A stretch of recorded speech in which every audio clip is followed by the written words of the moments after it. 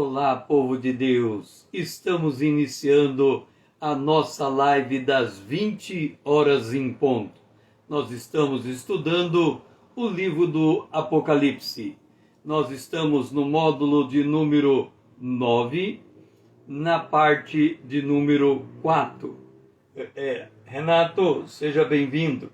Eduardo, seja bem-vindo. Seja bem-vindo, Eduardo e Renata. Nós estamos na parte 4 do módulo 9, a Igreja cruzando os séculos. E o que nós temos colocado é que a Terra é um ambiente de prova.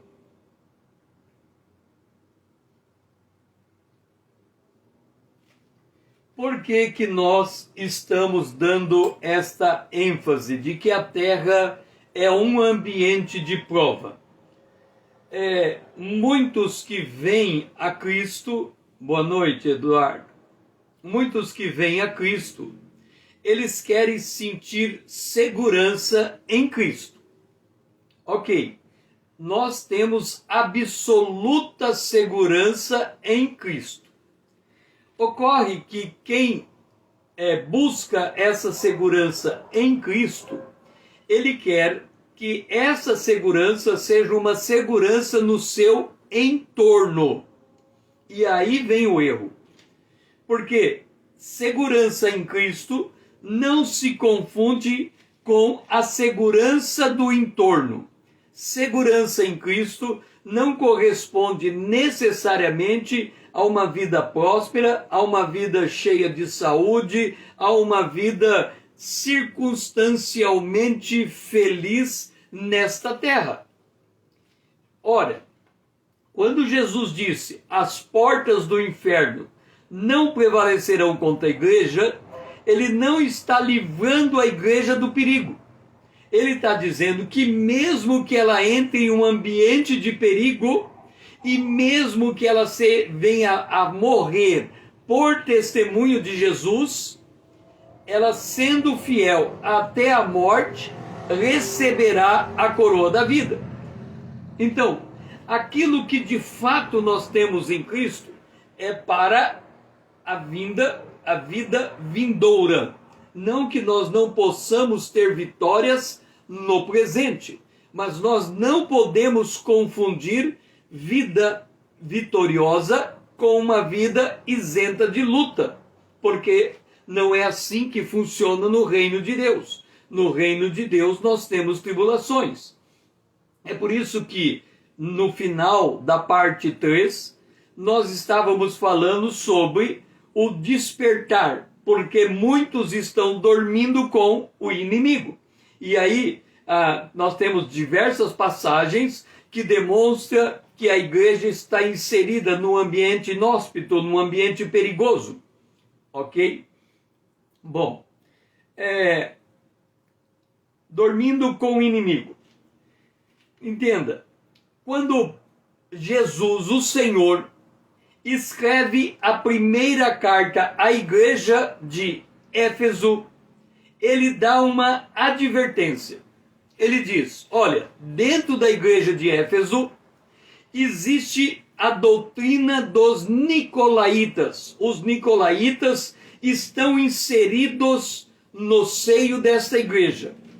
Então note como a igreja, quando nós falamos igreja nesse sentido, nós estamos falando da igreja local, da igreja que se reúne, da igreja que se congrega, da igreja formada por um conjunto de pessoas em um determinado local. Uma igreja que hoje nós chamaríamos de igreja institucional. Esta igreja, ela é formada por quem serve a Deus e quem não serve a Deus, por filhos de Deus e quem não são filhos de Deus, por fiéis a doutrinas e aqueles que não são fiéis a doutrinas, por apóstolos verdadeiros e falsos apóstolos. Então, dentro de uma igreja, nós encontramos todo tipo de gente. Por isso, também encontramos os que têm a doutrina dos nicolaítas? Está em Apocalipse, no capítulo 2, no versículo de número 6. O que é a doutrina dos nicolaítas? Basicamente, a doutrina dos nicolaítas é o clero, os líderes religiosos, dominando a congregação, buscando o poder político e o prestígio social que a igreja pode lhe conceder. Esta é a doutrina dos nicolaítas. Apocalipse, no capítulo 2, no versículo 6. Tenho, porém, contra ti, 6. Tem, contudo, a teu favor, que odeias as obras dos nicolaítas, as quais eu também odeio. É estranho nós dizermos de que o clero dominando a igreja é a doutrina dos nicolaítas. Nicolaítas, laicos, grego, nicolaítas. Laicos, laitas, né? Laitas, leigos. O que nós estamos dizendo aqui? Para você entender a doutrina dos nicolaítas, eu não sei como você faz para aprender uma coisa verdadeira. Porque a Bíblia é a verdade. A Bíblia é a verdade. Quando nós, mudando um pouco, saindo da Bíblia e indo para o mundo empresarial. No mundo empresarial, tem aquilo que a gente chama as melhores práticas. O que é uma melhor prática no mundo empresarial? No mundo organizacional?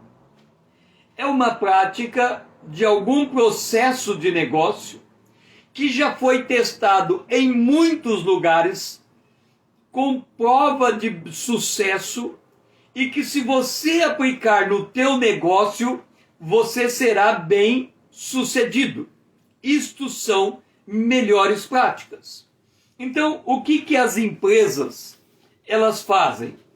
Elas vão olhar para outras empresas, verificando o que faz aquela empresa ser bem sucedida. Ele examina as práticas daquela empresa e aplica no seu negócio. São as melhores práticas. Agora, tem uma outra forma de aprender. Você não olha para o lado, você não olha para as empresas e você tenta descobrir dentro do teu negócio a melhor prática. Como você não tem o parâmetro, você vai fazer por uma tentativa e erro até que uma hora dá certo, mas há uma grande chance de dar mais errado do que certo. Por quê? Porque não há referência.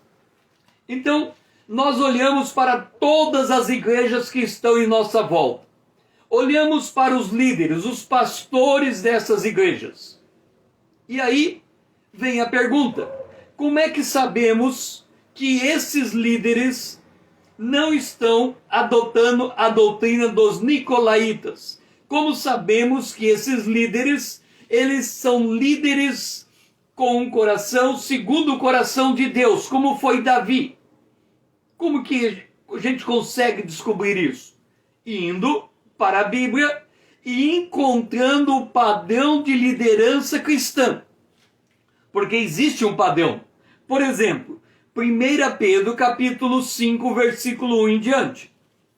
Rogo, pois, aos presbíteros, então Pedro está falando à liderança da igreja, que há entre vós, eu presbítero, que ele está se colocando como testemunha daquilo que ele é. Dora, seja bem-vinda. Então ele diz assim: eu presbítero como eles, eu que fui testemunha dos sofrimentos de Cristo e ainda coparticipante da glória que vai ser revelada. Quer dizer, Pedro está dizendo o seguinte: olha, eu sou o modelo, eu vi Jesus sofrer, eu estive lá no monte em que Jesus se transfigurou, então eu sei quem Jesus é. E eu sei qual era a intenção dele. Aí ele diz assim: pastoreai o rebanho de Deus que há entre vós. Portanto, uma igreja necessita ter um pastor. Uma igreja precisa ter um líder naquela congregação. E aí ele diz: pastoreie o rebanho não por constrangimento, mas espontaneamente. Aqui começam os critérios de um líder cristão. O cristão, o líder cristão, ele faz espontâneo, ele faz de boa índole, de boa vontade, de bom coração. Espontaneamente como Deus quer. Quer dizer, ele não só faz espontaneamente, mas ele extrai da Bíblia a maneira de agir com o rebanho de Deus. Nem por sorte da ganância, quer dizer, ele não faz por dinheiro, mas de boa vontade. Então, todo mercenário já é descartado. O mercenário, ele não é um líder cristão adequado. Ele está movido por ganância. Nem como dominadores dos que vos foram confiados. Aqui tem um outro ponto. O verdadeiro líder cristão, ele dá liberdade às suas ovelhas. Por exemplo, tem pastor líder cristão que ele proíbe terminantemente a sua ovelha sair da sua igreja para ir para qualquer outro lugar. Ele proíbe a sua ovelha ir a um congresso de uma outra igreja. Então, ele está fazendo o quê? Ele é um líder dominador. Tem líder dominador que define como que tem que ser o casamento, quem casa com quem, ele interfere na vida da família, ele interfere na educação dos filhos, ele interfere na maneira de gerir os negócios, ele interfere, ele domina, quer dizer, ele extrapola aquilo para o qual ele foi chamado. Ele quer que moldar a igreja do jeito que ele entende que aquela igreja deve ser moldada. Então ele diz como deve vestir, como deve andar, como deve falar, como deve se comportar, para onde deve ir, o que deve assistir, o que não deve assistir. É tudo faz, deixa de fazer, é certo e é errado. Esse é o líder dominador. A Bíblia diz, Paulo escreveu, que aonde há o Espírito de Deus, aí há liberdade. E aqui, esse líder, ele não dá liberdade à sua igreja. E aí diz assim, antes, tornando-vos modelo do rebanho. Então, este é o critério de como deve ser o homem de Deus. Em Efésios, no capítulo 4, ele dá também à liderança o critério de como o homem de Deus deve agir em relação ao rebanho. Porque ali, em Pedro, nós vimos como ele deve se comportar, como ele deve se apresentar. E lá, em Efésios, no capítulo 4, quando nós lemos a partir do verso 11, aonde tem o corpo do ministério, o apóstolo,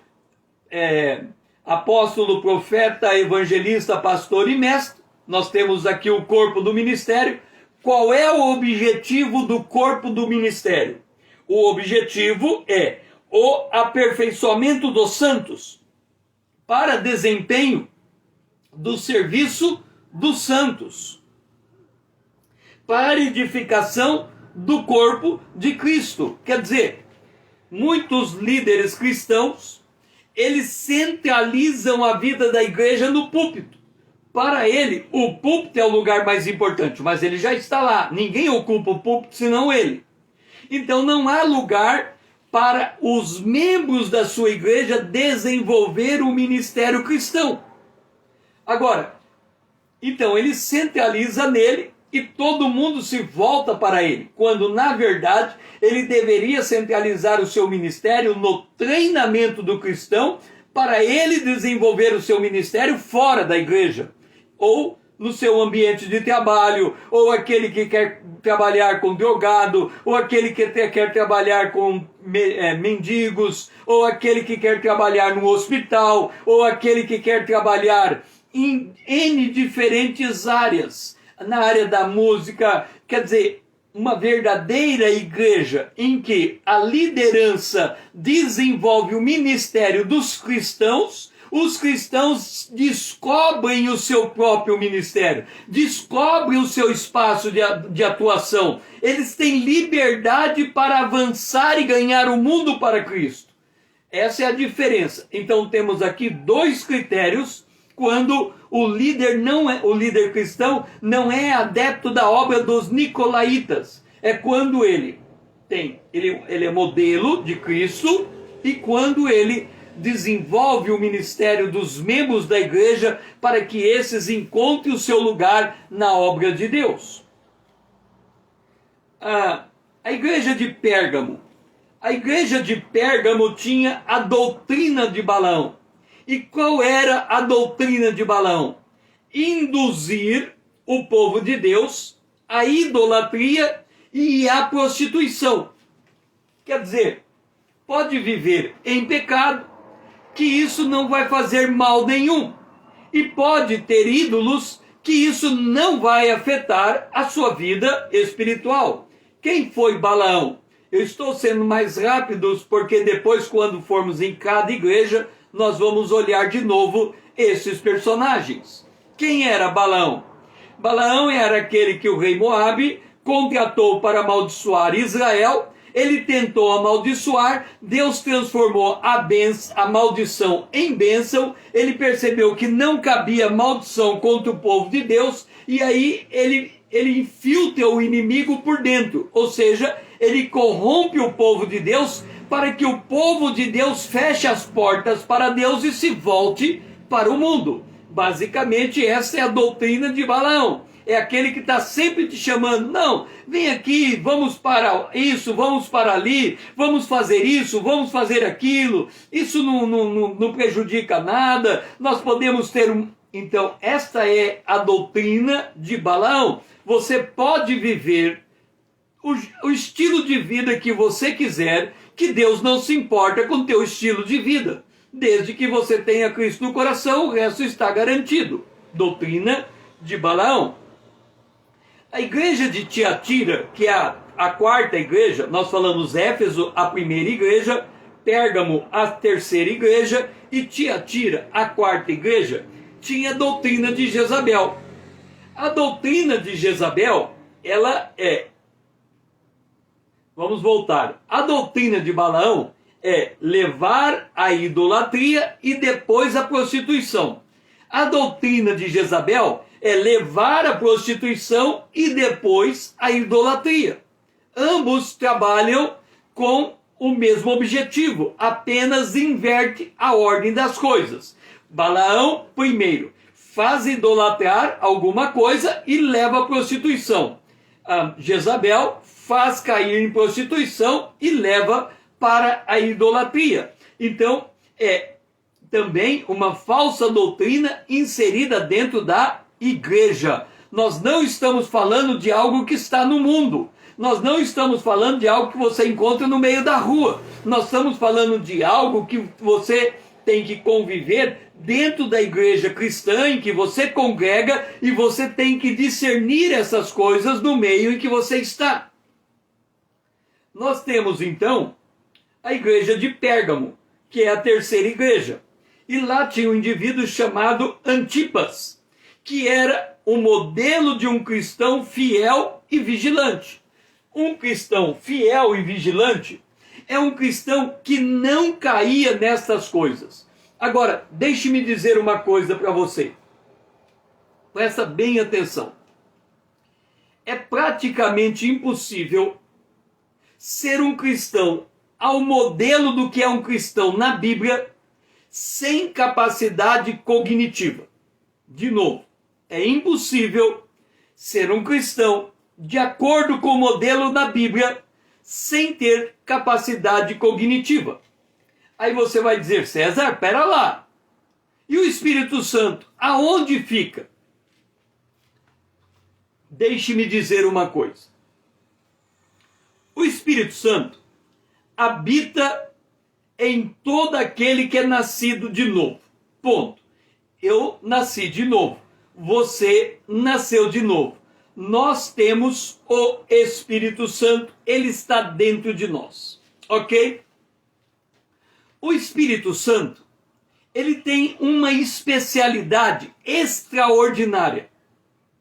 Quando Deus intentou fazer os céus e a terra, o Espírito Santo pairava sobre as águas. Deixe-me dizer uma coisa. Eu já falei isso em outros lugares, em outras lives, que não desse curso. Mas deixe-me dizer, tentar fazer você entender uma coisa extremamente importante e absolutamente dramática acerca do Espírito Santo. O Espírito Santo habita dentro do crente. Ele habita dentro de mim e ele habita dentro de você. Todo aquele que tem Jesus como Salvador, no ato em que ele recebe Jesus como Salvador, o Espírito Santo habita dentro dele. Paulo diz: enchei-vos do Espírito. Então, o Espírito Santo pode encher-nos. Agora, o poder do Espírito Santo, ele não habita dentro de nós. De novo, a pessoa do Espírito Santo habita dentro de nós. O poder do Espírito Santo não habita dentro de nós. Você vai falar, César, mas como assim? O poder do Espírito Santo, ele repousa sobre nós. Por quê? O Espírito Santo é Deus. Jesus é Deus, Deus é Deus. Mas isso não é dizer tudo acerca dele. Ele é Deus, a gente sabe que ele é Deus. Mas, diferente do Pai, diferente do Filho, o Pai, Deus, o Pai, habita num trono inacessível. Ele está lá naquele trono. Se porventura você quisesse ir aonde o Pai está, você teria que sair daqui e ir até o trono. O Filho é Deus. Mas aonde é que está o Filho? Sentado à direita do Pai no trono. Então, o Filho está no trono com o Pai. Se você quiser ir aonde está o Filho, você tem que sair daqui e ir até lá. Aí você vai dizer, mas César, Deus não está em todos os lugares? Está. Só que cada pessoa da Trindade faz algo inerente àquilo que ele tem que fazer. Aonde é que está o Espírito Santo? Ele está com o Pai, ele está com o Filho, ele está em relação a nós, porque o Espírito Santo é derramado sobre nós e ele ocupa o universo inteiro. Percebe? O Espírito Santo é quem, ele está lá em cima nos céus, lá embaixo, aqui embaixo na terra, nas profundezas da terra. Ele ocupa tudo, ele ocupa todo o espaço criado e ele ocupa o espaço transcendental. Esse é o Espírito de Deus. Agora, o Pai está lá, o Filho sentado ao lado, o Espírito Santo está aqui. A Bíblia diz em Efésios que o Espírito Santo, nós temos acesso ao Pai pelo Espírito. É como se, quando a gente quer falar, eu quero falar com o Pai, o Espírito imediatamente nos põe na presença do Pai. Você fala, o apóstolo Paulo falou assim, eu quero em espírito ir lá na igreja de Corinto e excluir aquele mesmo, o Espírito imediatamente pôs ele em Corinto. E ele excluiu aquele elemento em espírito. A Bíblia diz que João, quando teve a revelação de Deus, ele foi imediatamente levado por uma porta que se abriu no céu. O Espírito Santo faz essas coisas. Quando Jesus morreu e ele precisou sair do túmulo, foi o Espírito Santo que foi lá buscá-lo. Esse é o papel do Espírito. Agora imagina o poder do Espírito. Se o poder do Espírito se manifestasse em nós, ele explodiria, a gente explodiria, nós não suportaríamos a presença do Espírito Santo. A Bíblia diz que o Espírito, que a glória de Deus desceu na inauguração do templo de Salomão. Ela desceu, a glória de Deus desceu sobre o templo, e a Bíblia diz que os sacerdotes que estavam no templo, eles tiveram que sair para fora, porque a glória de Deus ocupou todo o espaço, e eles tiveram que sair para fora. Agora você fala, César, mas como que o Espírito habita dentro de mim? Ele habita em humildade, podemos assim dizer. Ele humildemente se coloca dentro de mim e se contém dentro de mim, não explode o meu ser. Ele diz assim, eu vou ficar dentro do César. E eu vou andar com ele. E ele nem vai perceber a minha presença. É como você anda, é como água. Você bebe água, não tem sabor. Bebe Coca-Cola, tem sabor. Bebe Fanta, tem sabor. A água não tem sabor, mas você está bebendo algo que mata a sede. Assim é a presença do Espírito. Mas ele fica sobre. Aí você fala, César, se o Espírito está sobre mim, como é que então manifesta o poder do Espírito Santo? Abre a tua boca e te encherei. Se eu crer e confessar, sou salvo. Por quê? Porque quando eu creio e confesso, o poder de Deus se liga à presença de Deus e gera a conexão. É por isso que a fé exige a verbalização. Então, o Espírito habita dentro de nós. E lá tinha Antipas, o fiel, o cristão fiel e vigilante. E aí, eu falei assim, mas César, você está falando que se o Espírito habita dentro de mim, está resolvido, ele vai me dizer o que eu devo e não devo fazer. Agora tem um problema. É que o Espírito, ele precisa de algo para trabalhar. O Espírito, imagina você uma fábrica. O Espírito é uma fábrica. É como uma fábrica. Uma fábrica faz o quê? Uma fábrica produz carro. Então o Espírito, ele produz carro. Mas como que ele produz carro? Uma fábrica precisa de matéria-prima para produzir carro. Então o Espírito precisa de algo para fazer algo. Ele pairava sobre as águas. Ele ficou do tempo todo pairando sobre as águas, e a terra estava envolta em trevas densas. Gênesis capítulo 1, verso 2. A terra estava sem forma e vazia, e o Espírito pairava sobre as águas. O que é que fez o Espírito se movimentar e criar todas as coisas que nós temos hoje? A palavra de Deus. O Espírito precisa da palavra de Deus. A palavra de Deus é a matéria-prima do Espírito Santo.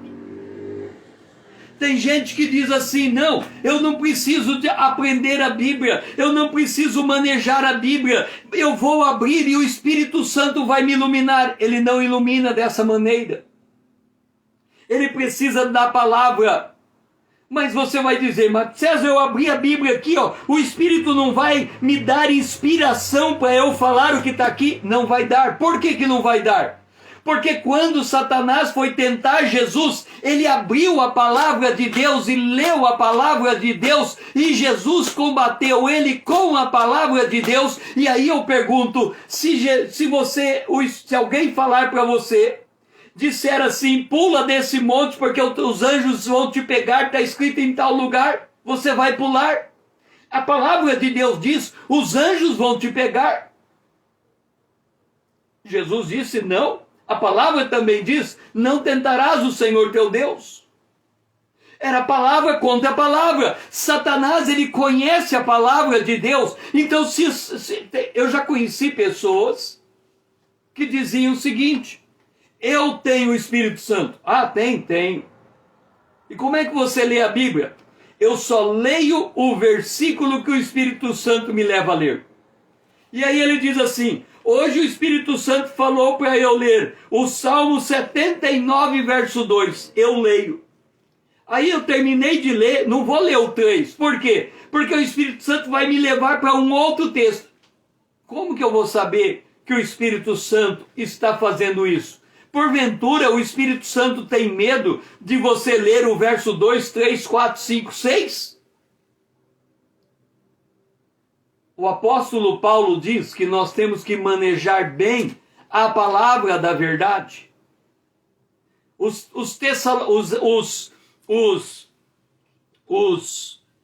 bereanos examinavam no Antigo Testamento para ver se Paulo estava falando, procedia.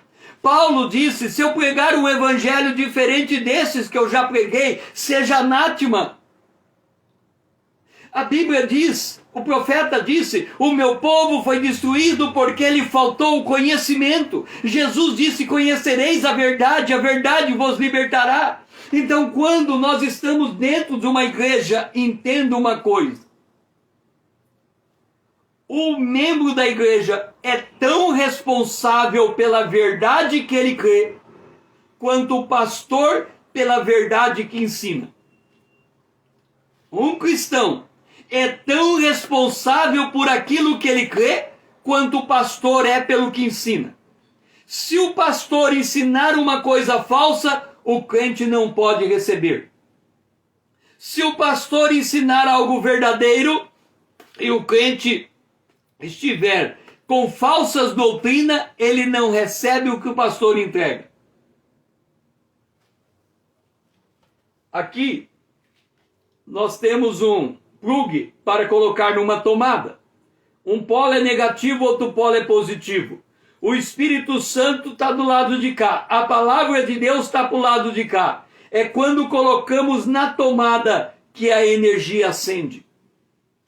Isso significa que o Espírito Santo usa a palavra de Deus para poder agir em nós. Agora, eu pergunto: nós somos parte de uma igreja que não estuda a palavra de Deus, que senta no púlpito e o pastor abre um versículo, fala uma hora, sai dali e a gente nem lembra qual foi o versículo que foi ensinado naquela noite. Qual é a sustentação cristã que nós temos? Desta maneira, absolutamente nenhuma. Isso significa o quê?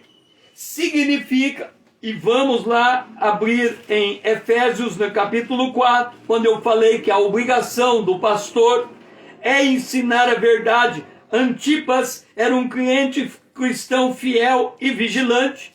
Quando você pega Efésios no capítulo 4, em que ele diz assim, que é para a edificação do corpo, até que todos cheguemos à unidade da fé, ao pleno conhecimento do Filho de Deus.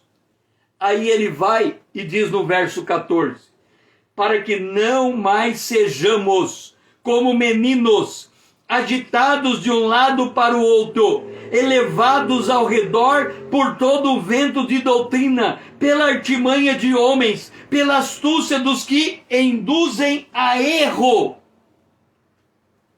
E é aqui que faz com que a igreja de Laodiceia, a igreja dos últimos dias, a igreja do tempo em que estamos vivendo, seja a igreja que tem o maior número de apóstatas, de cristãos que apostataram da fé, por não conhecerem a doutrina e se deixar levar por uma gama de erro, como a doutrina dos nicolaítas, a doutrina de Balaão, a doutrina de Jezabel, porque ele achava que porque tem um pastor lá na frente que lhe ensina uma coisa, o que vem ele recebe e ele não vai para a Bíblia para colocar em prova aquele ensino.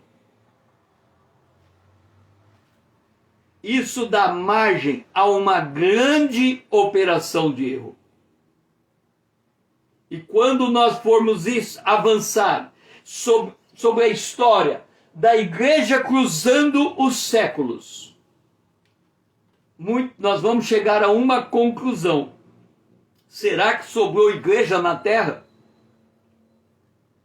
Porque se nós olharmos a superfície, aquilo que está publicado, aquilo que está contado, aquilo que está nos livros da história, a igreja que é retratada não corresponde com a igreja que está na Bíblia.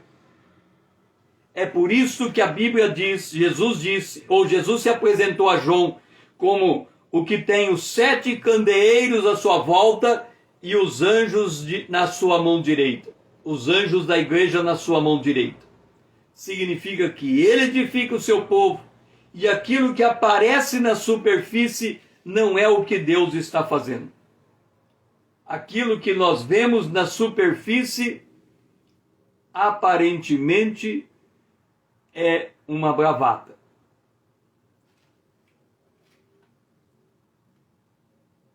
Como então identificar o vencedor? Apocalipse capítulo 3, versículo 21. Nós precisamos ter entendimento de como identificamos o vencedor. Ao vencedor, dar-lhe-ei sentar-se comigo no meu trono. Então vem a pergunta. Aqui tem a prova. Nós temos que passar pela prova. Quem é o vencedor?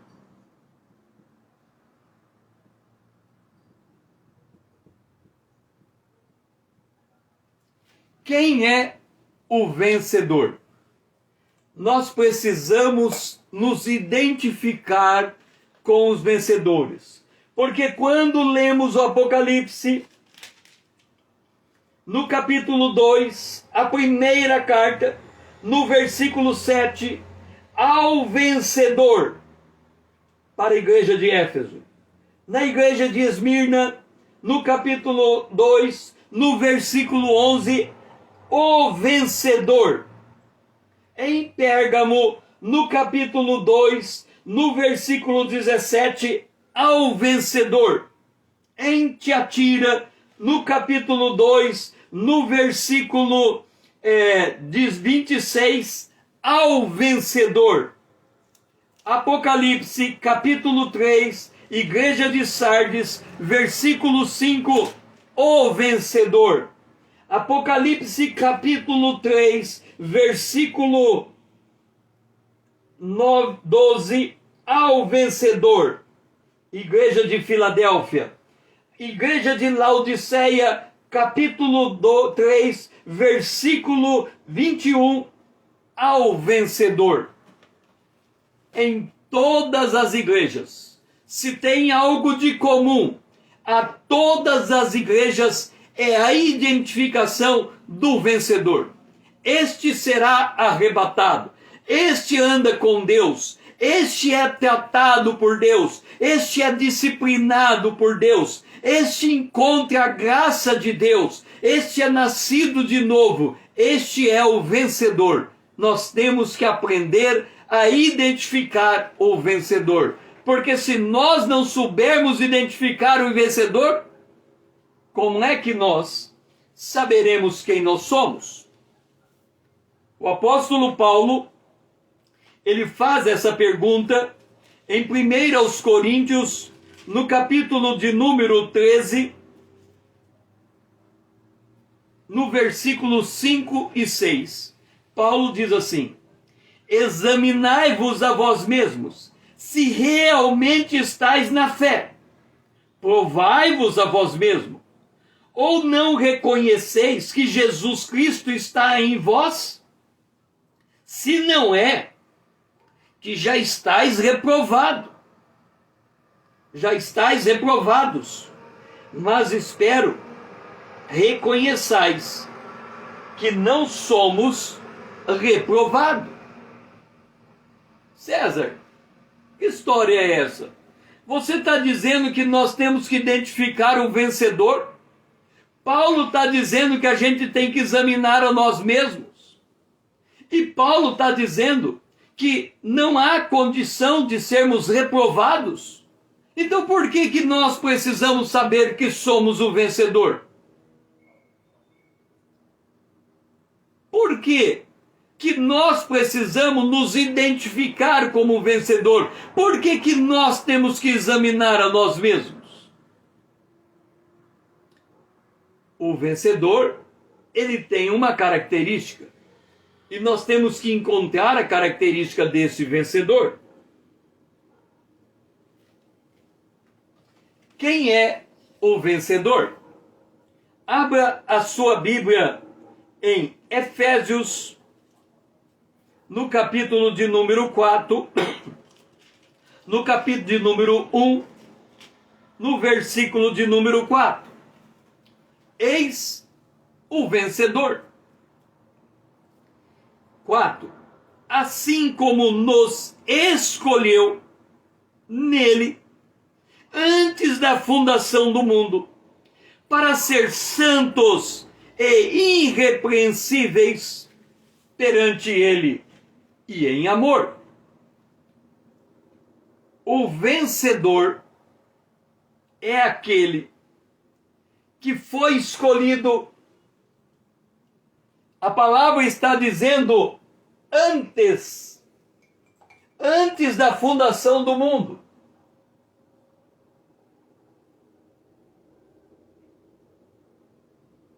Antes da fundação do mundo é antes de Gênesis capítulo 1, o versículo 1. Alguém pode dizer assim: esse vencedor, você está falando então da doutrina da predestinação? Entenda uma coisa. Nós estamos falando de coisas santas que são pertinentes a Deus, o Pai. Quando Deus cria os céus e a terra, Ele cria com um propósito. O propósito foi estabelecido antes dele criar. Assim como você, quando abre uma empresa, você não chega na junta comercial e diz assim para o indivíduo que está sentado ali: olha, eu vim aqui abrir uma empresa. Aí o indivíduo diz assim: qual é o nome da empresa? Dá um nome qualquer aí. Mas o que a empresa é? Qual que é o negócio da empresa? Inventa um aí. Aí o cara dá um nome, inventa um negócio: perfuração do fundo do mar. Aí você abre uma empresa de perfuração do fundo do mar. E aí você sai para vender e o mercado diz: mas ninguém fura o mar. Não é uma perfuração para procurar petróleo. É uma perfuração para achar água. Perfurar o fundo do mar para encontrar água. Água doce. Ninguém faz isso. Vai perfurar o fundo do mar. Ninguém sabe nem a profundidade do fundo do mar. Quando a pessoa cria uma empresa, ela sabe aonde ela quer chegar. Quando Deus criou os céus e a terra, Ele sabia que Ele ia criar o homem à sua imagem, conforme a sua semelhança. E Ele escolheu esses indivíduos. E aí quando Jesus chega, Ele diz assim: ninguém vem a mim se o meu Pai não me trouxer. Este é o vencedor. Aí você vai dizer: César, então como é que eu sei que eu sou o vencedor? Aqui temos uma característica. Paulo está escrevendo à igreja: Ele nos escolheu. Nós fomos escolhidos. Então temos uma característica de quem é o vencedor. Efésios capítulo 1, o versículo 4. Esta é a nossa posição em Jesus Cristo. eu sou escolhido. Ele me escolheu para um propósito. Ele me escolheu para ser santo e irrepreensível. Vamos encurtar a história. Significa que quando ele me escolheu,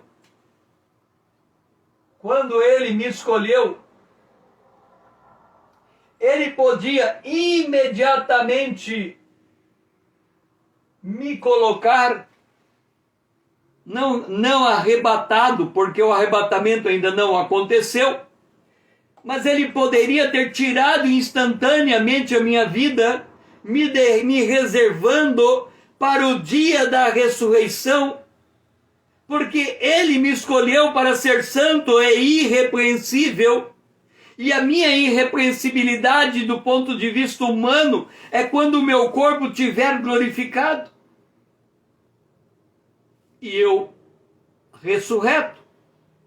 Ou, olhando para trás, a minha santidade e irrepreensão não é necessariamente porque eu fui glorificado, mas porque nessa trajetória eu estou em Cristo.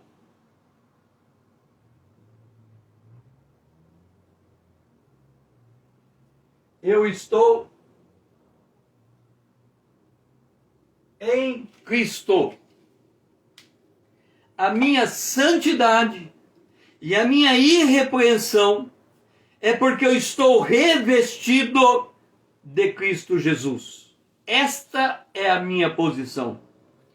Ele me ressuscitou, ele me escolheu para eu ser santo e irrepreensível. Você vai dizer, César, que loucura é essa que você está dizendo? Vamos abrir a nossa Bíblia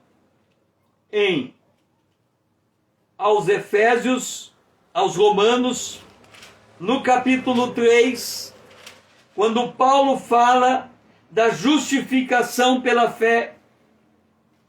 Ele diz, verso 24, sendo justificados gratuitamente por sua graça, mediante a redenção que há em Cristo Jesus.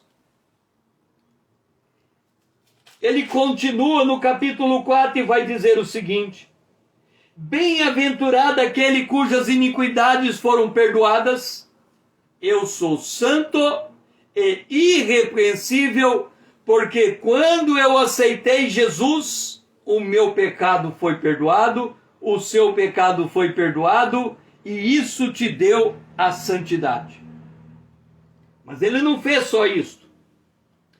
Bem-aventurado aqueles cujos pecados são cobertos. Eu era pecador, você era pecador.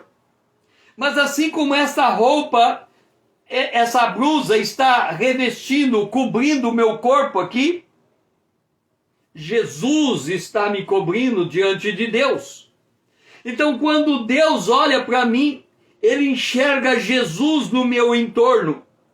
E a presença de Jesus no meu entorno me faz ser santo e irrepreensível. Esta é a minha posição diante dele, porque eu estou em Cristo Jesus, mas não termina aí. Versículo 9 de Romanos 4. Versículo 8. Bem-aventurado o homem a quem o Senhor jamais imputará pecado. É por isso que quando eu vou lá em Josué, e ele está com as suas vestes sujas em Zacarias, no capítulo 3, a veste dele está suja de pecado, Deus não lhe acusa, o acusador é Satanás que está ali do lado. O Senhor diz, eu te repreendo, Satanás, porque este César é um tição tirado do fogo, e ele não imputa, ele não coloca sobre mim mais o pecado, porque o pecado foi jogado sobre Jesus. Esta é a minha posição em Cristo Jesus. É isso que nos faz vencedor. É quando nós entendemos que nós estamos posicionados, firmados, apoiados sobre a rocha que é Cristo. Nós estamos revestidos de Cristo. Nós somos vistos por Deus a partir da imagem do que o Filho é. É por isso que Jesus, quando ele vai orar a respeito de nós, em João capítulo 17, ele diz assim: Pai, eu sei que o Senhor ama eles do mesmo modo como me ama. Não há diferença em absoluto no amor que Deus tem pelo Filho de Deus, o unigênito Filho de Deus, como ele tem por nós, adotivos filhos de Deus. Esta é nossa posição. Essa posição tinha que nos dar paz, que excede todo o entendimento, porque nós em nada somos acusados, não há acusação contra nós, não há nada que se pode lançar contra nós, porque quando o Senhor nos enxerga, ele enxerga Cristo em nós. Mas também é a nossa situação. A gente não entende essas coisas. É por isso que nós abrimos a nossa Bíblia em Efésios, no capítulo 4, o versículo 13, e nos é apontado uma direção em que temos que avançar. Diz assim: até que todos cheguemos à unidade da fé.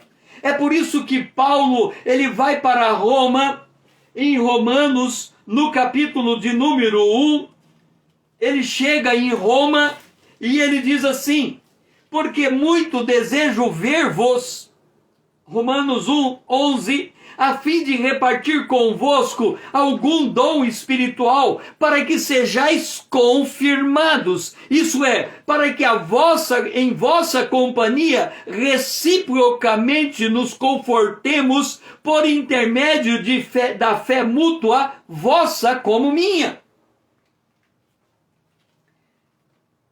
Eu preciso da sua fé e você precisa da minha fé, para que nós cheguemos a uma unidade de fé. Você precisa enxergar a palavra de Deus, eu preciso enxergar a palavra de Deus, e você precisa compartilhar comigo o que você está vendo na palavra de Deus, e eu preciso compartilhar o que eu estou enxergando na palavra de Deus, para que tenhamos uma mesma fé. A fé não se desenvolve sozinha. Nós precisamos um do outro para alcançarmos a unidade da fé. E não é só isto. Nós também temos que ir para o pleno conhecimento do Filho de Deus. Jesus, ele veio como o bom pastor, ele veio como o sumo sacerdote na segunda ordem de Melquisedeque, ele veio como nosso advogado, ele veio como o Senhor, ele veio como o Rei dos Reis, ele veio como a estrela da manhã, ele veio de tantas facetas diferentes, ele veio como a rosa de Saron, ele veio como amado de toda o amado. São tantas as facetas de Jesus que é impossível o indivíduo sozinho conhecer todas elas. É preciso que um aprenda a enxergar Jesus como Senhor, o outro como Salvador, o outro como noivo, o outro como bom pastor, para que cada um compartilhe da sua fé, a sua experiência, para que eu chegue e fale: olha, eu não sabia que Jesus era assim. Eu ainda não tinha percebido esta faceta de Jesus. A Bíblia diz que ele é aquele que tem os 7 espíritos. Quer dizer, ele tem tantas facetas que um sozinho não consegue enxergar a dimensão, a glória, a magnitude dele. Quem é o vencedor? É aquele que quer encontrar com Cristo, crescer na sua fé, desenvolver a sua maturidade, a experimentar o alimento sólido. até que todos cheguemos à perfeita varonilidade. Significa passarmos por transformações. O que é uma transformação? É nos tornarmos mais Jesus em nós. É agirmos mais como Jesus agiu. É enxergarmos. Tem um pastor que ele fala: Senhor, que eu possa ver o que o Senhor vê, que eu possa ouvir o que o Senhor ouve, que eu possa falar o que o Senhor fale, e que eu possa sentir o que o Senhor sente, e que eu possa fazer o que o Senhor faz. Essa é a perfeita varonilidade. É nos tornarmos mais ser humano. É estranho dizer isto. Mas qual é a diferença entre ser mais ser humano e menos ser humano? O ser humano menos, ele tem o coração de pedra. O ser humano mais ser humano, ele tem o coração de carne. Ele ama, ele tem o fruto do Espírito. Ele é pacificador, ele é manso, ele é longânimo, ele é benigno, ele é fiel, ele é verdadeiro. E nós temos que adquirir estas virtudes.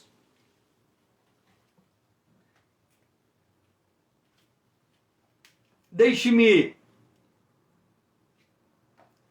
contar uma rápida experiência do quanto nós precisamos um do outro. Certa feita, eu estava fazendo um programa de rádio e antes de começar o programa, eu disse assim: aonde eu ponho o meu olho, eu ponho o meu ouvido. E tudo aquilo que eu vejo, eu me concentro. Aí eu parei e disse: espera lá. Se eu tenho o olho tão aperfeiçoado, em que aonde eu ponho o olho, eu ponho o ouvido, é porque se o meu olho tem esse poder, é porque ele está agindo em detrimento de um outro órgão que está me faltando. Eu virei para o meu amigo e disse assim: eu sou surdo. E o meu amigo disse: sim, você é surdo. Ele me conhecia desde pequeno. E eu disse: prove para mim que eu sou surdo. E ele diz assim: quando você vai numa festa, você só cumprimenta as pessoas que estão na tua frente. Quem está na tua costas é como se ela não existisse porque você não ouve. E aí eu percebi que para eu conseguir ouvir, eu tinha que olhar para a pessoa, com a ajuda do movimento dos lábios, eu conseguia discernir melhor a voz. Saí dali com ele no dia seguinte. Ele disse: César, e agora como é que você vai fazer? Que você é surdo, descobriu agora. Falei: não tem problema. Olha como a gente precisa um do outro. Eu disse assim para ele: a Bíblia diz: imporão a mão sobre os enfermos e eles serão curados. E ele disse: César, mas quem vai orar por você? Eu sou novo convertido, nem batizado nas águas eu sou. E eu disse: é simples. A Bíblia diz: imporão a mão sobre os enfermos e serão curados. Você coloca a mão na minha cabeça, eu digo a maneira como você vai orar e você repete orando. E aí eu expliquei para ele como ele ia orar e ele pôs a minha mão na cabeça e ele orou do jeito que eu falei para ele orar. E quando ele terminou de orar, a 100 metros de distância, atrás de um muro, eu vi uma criança chorando. Ouvi uma criança chorando. Hoje, o meu ouvido está tão normal quanto os meus olhos. Mas eu descobri isso aos 36 anos de idade. E eu não conseguia ouvir música. Um dia eu cheguei a uma pessoa e disse assim: me ajude a aprender a ouvir música. E ela disse: eu vou pôr uma música para tocar e vou dizer o que você tem que ouvir.